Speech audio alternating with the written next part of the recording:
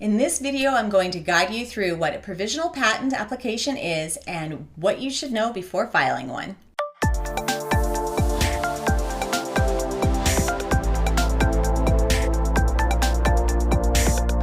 Hi, I'm Lisa Lloyd, and welcome to I Can Invent, your YouTube channel for inventor tips, tricks, and strategies to help you on your invention journey.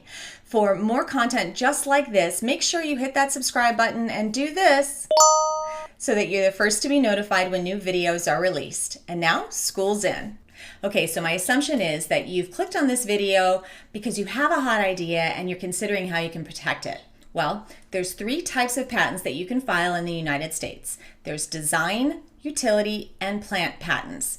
Now, for the sake of this video, I will assume that none of you have cross-pollinated any seeds and come up with a plant patent.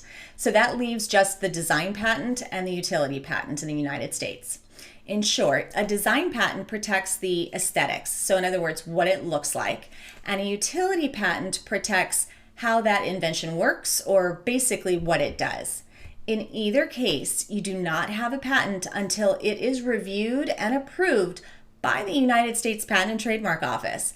And as you can see, there's no mention of a provisional patent. Even though you hear it thrown around all the time, there's no such thing. However, a provisional patent application is just that.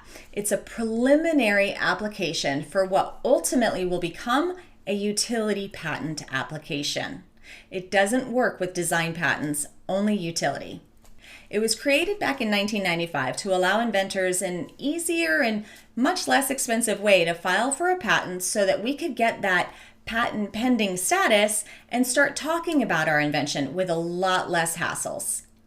So it's only a temporary solution. It grants you permission to legally apply the term patent pending to all of your marketing material and even on the product itself. It is good for 1 year, and at any time throughout that year, you must convert it to a utility application, also called a non-provisional patent application, if you want to pursue the idea beyond the 12-month expiration date. If you file a utility patent any time before that 1-year deadline, you can claim the earlier filing date of that provisional application, which then gives you priority over anyone else that may have filed something similar to your invention during that period. So what that means to you is, since you filed first, you get dibs on that protection.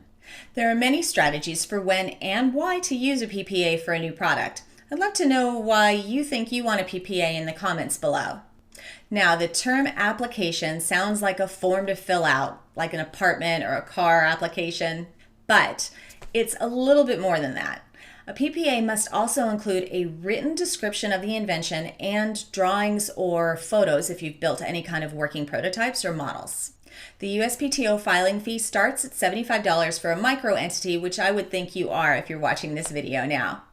And you can do it yourself, or you can hire a patent attorney or a patent agent, but the fees range dramatically, so I would encourage you to ask them if you're hearing a big difference after interviewing a few attorneys and getting their quotes. Ask them what the difference is and why one might be charging more than another, because sometimes attorneys will choose to include a lot more information, which of course time equals money, or they may choose to just put in what is absolutely necessary to get you that patent pending status, and of course that's less time, so it will cost you less money. Just make sure you ask your attorney or your agent what that difference is for you. So a provisional patent application is a precursory measure that you can take prior to filing a utility patent application, not a design, that buys you 1 year to stamp your product with patent pending or your marketing material and allows you to feel a little bit safer about going out and talking to prospective companies or prospective customers and getting more information about your about your invention to make a solid decision about whether or not it's worth now investing more money and a lot more time in building out the non-provisional application so that you can finally get that examined, looked at by the USPTO, and ultimately issued as a fully executed patent. And now that you know what it is, you can add it to your toolbox to use to protect your ideas sooner than later. If you'd like to learn more about utility and design patents, be sure to check out my free 1-hour course called How to License My Idea in the link below, or you can just book a free call with me and I'd be more than happy to map out a roadmap for you and for your success. You can also check out these videos below for more information, and hit that like button and subscribe. Please share with your friends also if you think this will be helpful. I appreciate your time. You have a wonderful day and happy inventing.